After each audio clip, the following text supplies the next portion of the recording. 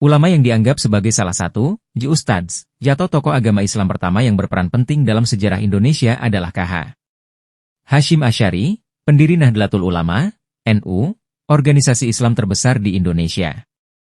Berikut adalah ikhtisar tentang kehidupannya, silsilah keluarga, pendidikan, serta perannya dalam sejarah hingga akhir hayatnya. 1. Silsilah keluarga.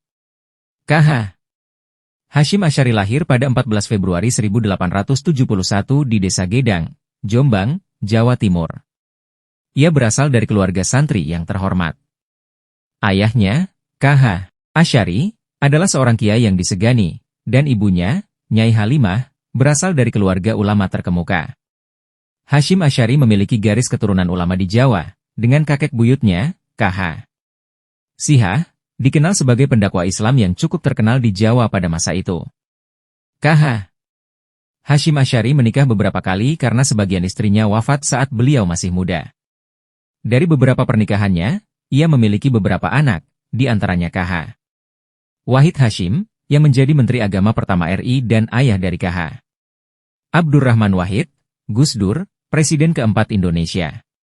2. Kehidupan pendidikan. Sejak kecil, Hasyim Asy'ari sudah belajar dasar-dasar Islam dari ayah dan kakeknya.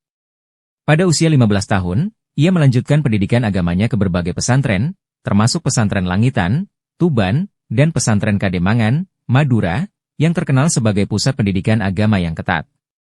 Di pesantren-pesantren ini, ia mempelajari ilmu fikih, hadis, tafsir, serta ilmu-ilmu agama lainnya.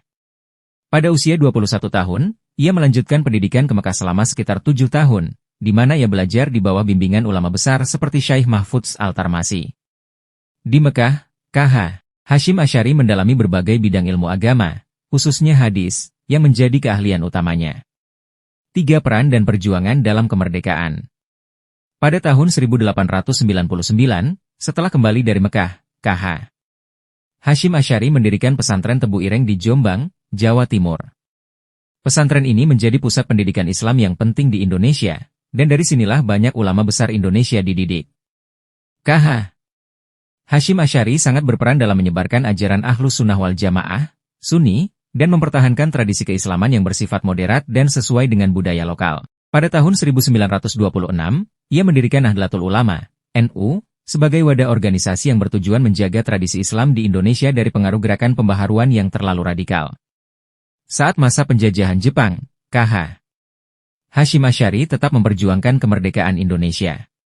Salah satu kontribusi terbesarnya adalah mengeluarkan resolusi jihad pada 22 Oktober 1945, yang menggerakkan umat Islam, khususnya kaum santri, untuk berjihad mempertahankan kemerdekaan melawan tentara Belanda yang ingin kembali berkuasa. Resolusi ini memberikan landasan semangat perlawanan dalam peristiwa 10 November di Surabaya, yang kemudian dikenal sebagai Hari Pahlawan.